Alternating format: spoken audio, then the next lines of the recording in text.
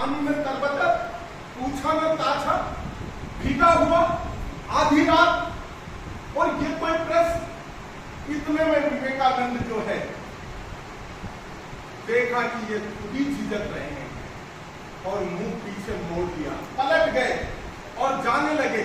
तो देवेंद्रनाथ ठाकुर ने कहा कि युवक, तुम्हारा जो प्रश्न है उसका उत्तर तो सुनते जाओ।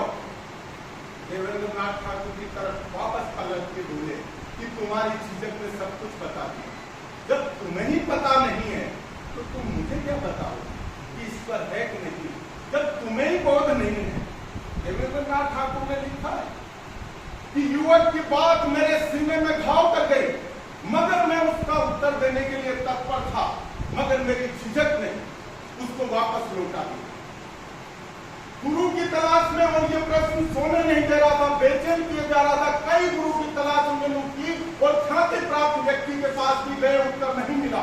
और वही विवेकानंद जब रामकृष्ण के पास पहुंचे, और रामकृष्ण के पास जब वो पहुंचे और यही प्रश्न किया कि मैं ये जानना चाहता हूं कि क्या ईश्वर है, और उल्टा देखिए वहां क्या हुआ और यहां क्या हो रहा है। उसी समय रामकृष्ण ने कहा कि अभी इसी वक्त श्रद्धा से भरे हुए, जैसे ईश्वर उनके कमरे के कोने में बैठा हुआ हो और गर्दन पकड़ के मिला देंगे, दिखा देंगे कि ये रहा, कर ले बात, पूछ ले क्या पूछना चाहता है। और कहा कि हाँ अभी इसी वक्त तुम तैयार तो हो। एकदम विवेकानंद झिझक गए कि मेरी तो तैयारी नहीं है, मैं ईश्वर को देख पाऊंगा या नहीं। मैंने तो सोचा भी नहीं था ऐसा उत्तर देगा। और वो दीवाने रामकृष्ण उठे और अपना पांव बढ़ाया और विवेकानंद की छाती पे पांव रखा और बेहोश होकर के गिर गए। 3 घंटे में होश आया और जब उठे तो जो आया था वो व्यक्ति खो गया था। अब तो कोई नया व्यक्ति इस प्रकार की बात आपको कोई नया ही करना। आज तुम आए हो, बालक हो, कल हो सकता है तुम्हें से एक IAS बन के चला जाए, RS बन के चला जाए, तो अब नया ही प्रकट होगा। वो पुराना था, जो बालक था वो खो गया, वो खो गए, अब कोई नया ही प्रकट हुआ। जब होश आया तो पांव पकड़ लिए, बोले मैं झिझक गया, मैं उत्तर नहीं दे पाया, आपने उत्तर दे दिया। और क्या बोले? ये बोले कि एक व्यक्ति को मैंने प्रश्न पूछकर मुसीबत में डाल दिया और एक व्यक्ति ऐसा मिला जिसने उत्तर देकर के मुझे मुसीबत में डाल दिया। एक मेरी बात से झिझक गया, एक के उत्तर से मैं झिझक गया, एक मेरे प्रश्न से झिझक गया। तो ये चीज हमारे में होनी चाहिए। मैं अपनी बात को विराम दूंगा एक छोटी सी बात से, क्योंकि मैं प्रत्येक दिन मेरे विद्यालय में जो बालक 1800 पढ़ते हैं उनको प्रतिदिन एक नई कहानी मोटिवेशनल टॉक में देता हूँ। ये मैंने जिला कलेक्टर को भी बताया। वो इतनी प्रभावित हुई, उन्होंने कहा जब इतनी कहानियां आती है तो वीडियो बनाकर हमारे पास क्यों नहीं भेजते हो, हम उन कहानियों को विद्यालय में भेजेंगे, बच्चों के पास भेजेंगे। मैंने कहा नई टेक्नोलॉजी के बारे में मेरी जानकारी नहीं है, मगर मेरे विद्यालय में मैं प्राप्त नहीं कर सकता। आप अगर IAS बनना चाहते हो, RS बनना चाहते हो, तो मैंने 3 चीजें बताई। आपको एक नॉलेज होनी चाहिए, एक समर्पण होना चाहिए और एक उत्साह होना चाहिए कि मैं बनूंगा। मैंने एक छोटी सी कहानी सुनी थी। कहानी ये थी कि जापान में 2 राज्य थे। एक छोटा राज्य जिसके पास 10,000 की सेना थी और एक बड़ा राज्य था जिसपे 1 लाख की सेना थी, मगर दोनों में कुछ निवेद था, शत्रुता थी। नया राजा बना था छोटे राज्य का, 10,000 सेना का, उसे अपनी 7 पीढ़ी का बदला उस राज्य से लेना था। उसने सेनापति से कहा कि उठाओ सेना और चलो और हम आक्रमण करेंगे, उस राज्य को जीतेंगे। सेनापति विवेकशील था, बुद्धिमान था, उसने कहा राजा ये संभव नहीं, 10,000 की सेना 1 लाख की सेना से युद्ध करेगी तो आत्महत्या के समान हम जीत नहीं पाएंगे। उन्होंने कहा कि नहीं हमें करना है। उसने कहा कि नहीं मैं ऐसा नहीं करूंगा, मैं मेरे पद से इस्तीफा देता हूँ। सेनापति का पद छोड़कर चला गया। उन्होंने गांव में प्रत्येक मंत्रिमंडल के प्रत्येक सदस्य से पूछा कि तुम मेरे सेनापति बनोगे? उन्होंने कहा कि नहीं हम सेनापति नहीं बनेंगे। आखिर में सब व्यक्ति जब मना कर चुके थे तो किसी ने कहा कि नगर के बाहर एक फकीर आया हुआ है, शायद पूछ लो वो आपका सेनापति बन जाए। और उसी समय कहते हैं कि राजा दौड़ा गया, दौड़ता हुआ गया और जाके उस फकीर से कहा कि तुम मेरे सेना के सेनापति बनोगे? उसने कहा हाँ अभी इसी वक्त तैयार है।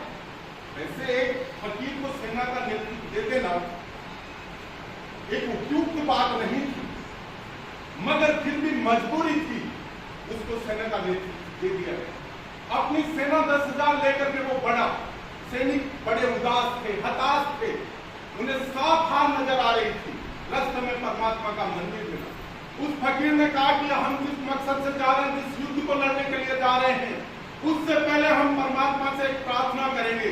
परमात्मा हमें आशीर्वाद देगा और संकेत देगा तो ही हम आगे बढ़ेंगे, नहीं वापस लौट जाएंगे, क्योंकि आपकी जिंदगी को मैं भी खतरे में नहीं डालना चाहता।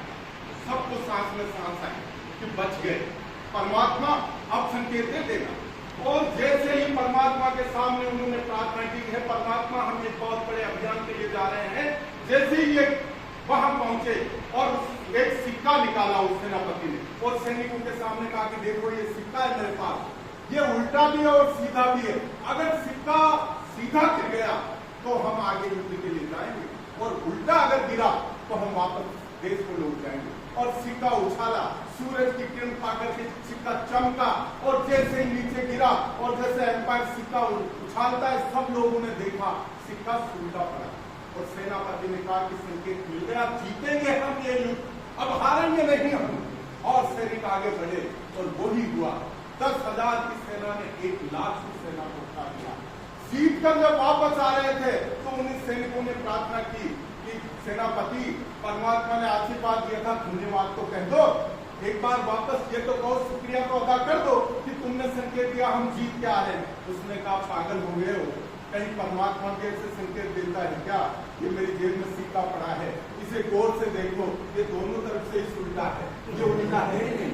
ये तो मैं तुम्हारी जो निराशा थी, जो तुम हताश हो गए थे, जो उदास हो गए थे, जो निराशा तुम में पैदा हो गई थी, उस निराशा को दूर करने के लिए मैंने तरकीब निकाली थी। मेरी तरकीब काम कर गई और हम विजेता होकर के वापस लौट रहे हैं। अगर हमारे में सामर्थ्य है फिर भी अगर निराशा है तो ये हमारी असफलता का कारण बन जाती है, और अगर हमारे में सामर्थ्य नहीं है फिर भी अगर हमारे में आशा है तो वो जीवन में सफलता का राज बन जाता है।